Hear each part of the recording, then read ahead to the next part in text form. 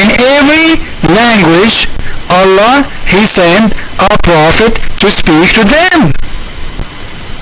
So if Allah, He sent a prophet in every language, and Muslims approve that, this means India alone should have tons of thousands of prophets. Same in Africa. Same all over the world. And if we count how many languages, the languages in this earth, we will see there are hundreds of thousands of languages. And when the Quran says, we send a prophet to every nation with their own language, it is mean the Quran saying to us that, you know what? All languages Allah He sent the prophets speaking them. And this is not true. Because 123,999 is not enough to cover all the languages around the world. It's true that we knew there is some languages, like they are the major, they are all over the world. But this doesn't mean that this is all the languages. And this is a proof to us again that you're a prophet when he say that every nation have a prophet speaking in their own language, and this is a proof for people who are asking, maybe they're wondering what I'm talking about. This is Surah 14 verse number 4. We sent not a messenger except to teach in the language to his own people. Do you see it, guys? To teach in the language of his own people. So if we go to any tribe in Africa, it means there's a prophet from them who came to them. There's small tribes, even in Amazon. You know the Amazon they have millions of tribes. Many they were not, even eating a human being not long time ago. Even until now, some of them still do. They have no idea, nobody knows who they are even, because they are in the jungles. They are not settled. So those people are included because the Quran is saying to everyone, to every nation, speaking in their own languages. So this is, you're a prophet exaggerating, saying lies, saying Allah He sent to every nation a prophet to speak the language of that nation. And you know what? Before I give you the mic, Mr. Naliakbar, if you look with me about this verse in here, you will see that every prophet he came to teach his own people in his own language. This is mean the Quran is wrong when he said that Muhammad is the messenger of all nations. Why? Because he came to teach his people by his language, not other people. You got my point? Your mic.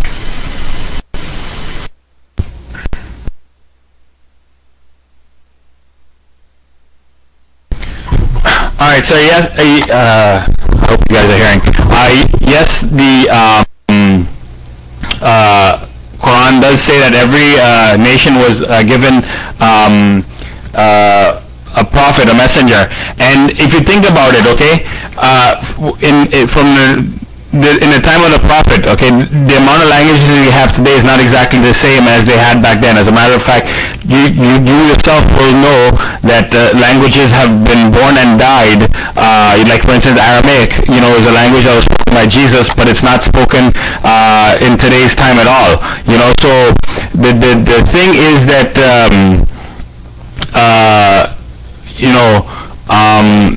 every nation did get a prophet, okay? Now, does that necessarily mean that when the prophet came to them, it was written down? No, it does not. I mean, there are only 4 books that are written in the Quran that are, books that were revealed. It's the Torah, the Zabur, the Injil, and the Quran. Okay, those are the only books that were written down. All right, so the other messages that were given to the people is not, it's not that it was written down so that the people will have it, for the future. Okay, so the other prophets came and gave messages. Like for instance, we believe that Lot alayhi salam was indeed a prophet of God. There's no written record, no books associated with him, but he's a prophet of God. Okay, Noah alayhi salam was also a prophet of God. You don't see any books that is written, by Noah or in his time for his people. Okay, so the point that I'm pointing out to you is that prophets did go to every nation. Okay, and therefore, there is. What someone says that they speak Aramaic. That's interesting. Like I said, every nation did have a prophet. There's no. I don't see how you can understand that. I mean, from the creation of mankind to Prophet Muhammad Sallallahu Alaihi Wasallam, every nation did receive a prophet. You talked about India with all of the Bavarian language. They also have almost the same religion throughout the country. You didn't mention that, did you? Why didn't you mention that? The reason that they had the same religion throughout the entire country was because at one point in time they were all communicating with each other. Okay, so therefore, what you call it? It's okay. Yeah, I forgot. I lost my train of thought. I was reading that this person keeps saying that he speaks Aramaic. Great for you. You're the first person that I know that speaks Aramaic. I haven't heard of too many people speaking Aramaic. All right. What was I talking about? Oh yeah. So basically my point is this thing that, the Quran does mention this, and there's no need for, me to give you the name of a prophet or whatever. You look at the different teachings, even if you read the Hindu scriptures, okay, you go read the Hindu scriptures, it talks about one divine being. Now the Christians, the Hindus deviated from that and, started praying to all of the various deities, this, that, the other. But you go back to their book, which was written like 4,000 years ago, and it talks about there being one divine being. So it's if you take that, it's enough proof that at one point in time they did believe that there was only one God, and they deviated, just like the people in Mecca.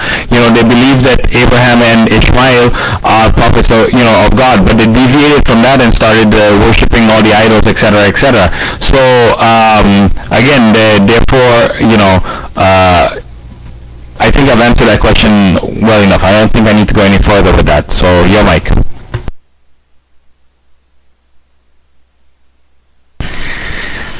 First, you said the Aramaic is dead language. You are absolutely dead wrong. There's tons of millions who speak Aramaic. And maybe this is why you are a Muslim, Naliakbar, because if you know, you will never be a Muslim.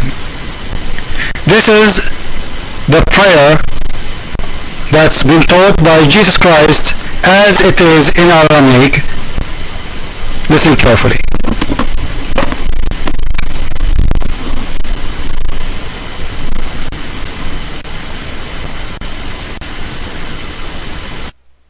Oh, what happened?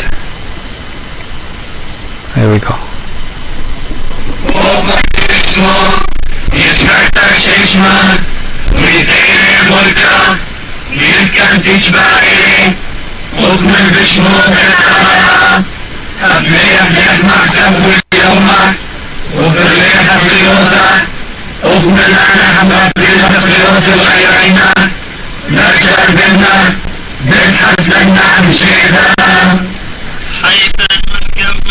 See, this is, I can, those people, they are living today, and you know what, the half of this room who they are from the Middle East, they speak Aramaic. You will be surprised. If you want me to invite anyone, and even me, if you want me to speak Aramaic to you, I will be happy. And you know what, let me teach you some Aramaic. You yourself, you speak Aramaic, but you don't know. Don't you know that the word Amin is in Aramaic? Don't you know? You Muslims, you hijack it from my book. And you know what? As long as we are talking about hijacking teaching from our book, I want to show you something. You might be surprised when you see it. To show you that your Quran has been stolen even from our Bible. And you have no book. As long as we would go there, I wasn't planning to go there, but you know what, I have no problem because I'm always ready. This is Surah from the Quran. Open the Surah. Read for me, please. Tell me what the Surah is saying in there.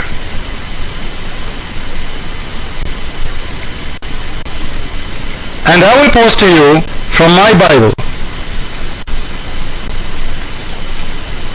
I will post the story of the 10 brides